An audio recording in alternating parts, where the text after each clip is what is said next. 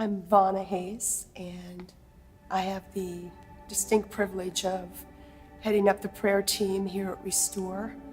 And I think that's why this event of the Garden of Gethsemane is powerfully important to me.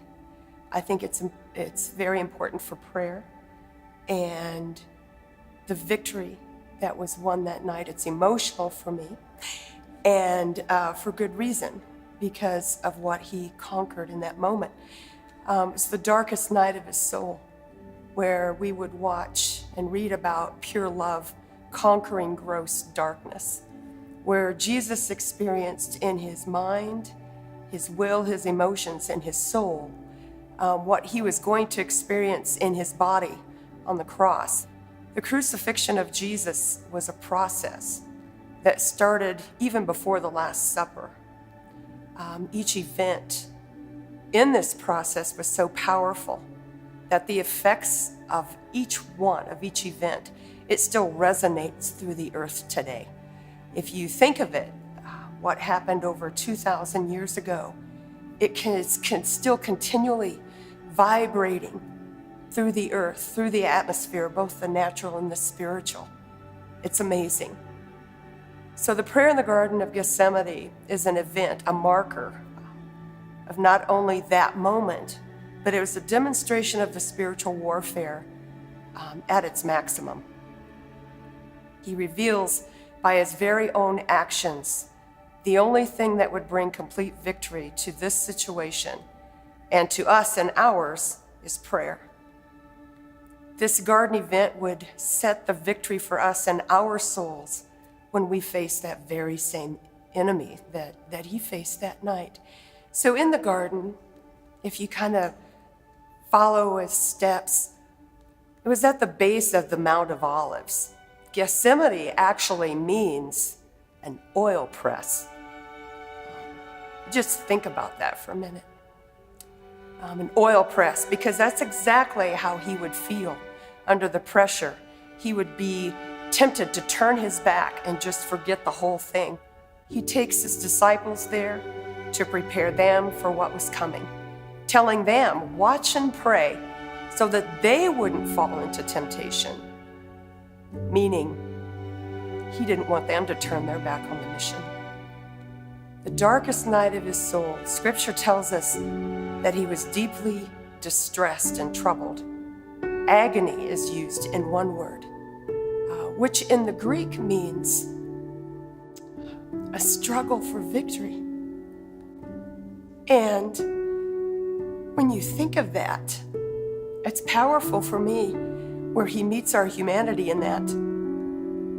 He said, my soul is overwhelmed with sorrow to the point of death.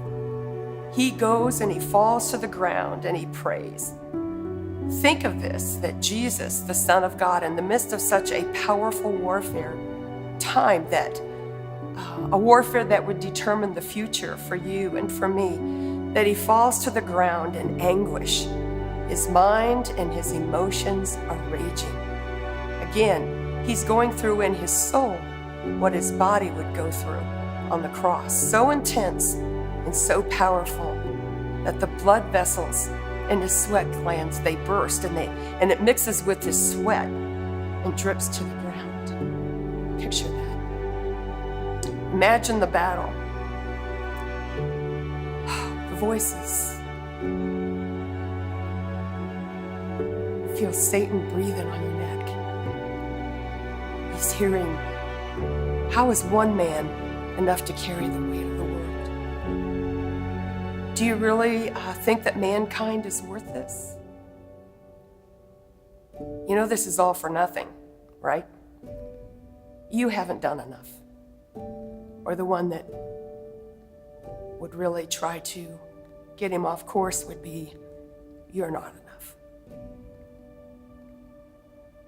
So soon after that, he cries out to the Father, take this cup from me. How many times we feel that ourselves? Can you imagine Satan watching this, listening to this, where Jesus cries out, take this cup from me? The darkness is ready to celebrate. Satan's on the edge of his seat, and the pause gets longer and longer and longer, and there's silence. Nothing. Satan's just getting ready to celebrate. Then Jesus, his spirit, he sees and he hears the truth of the Father's great love, and he sees into the future, and he sees you, and he sees me free. Then through the darkness, he utters the most powerful word, a word that shatters any possibility of satanic celebration.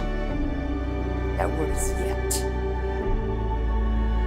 Yet. Followed by, not what I will, but what you will. That three-letter word brings the power of his presence in our lives today as our enemy listens during our pauses, hoping that we stay silent. And he was hoping for Jesus to give up and to lose faith. But because of Jesus' victory at Gethsemane, we can now say, not today, Satan. Yet, not my will, but yours be done. Father, for yours is the kingdom and the power and the glory forever. Amen.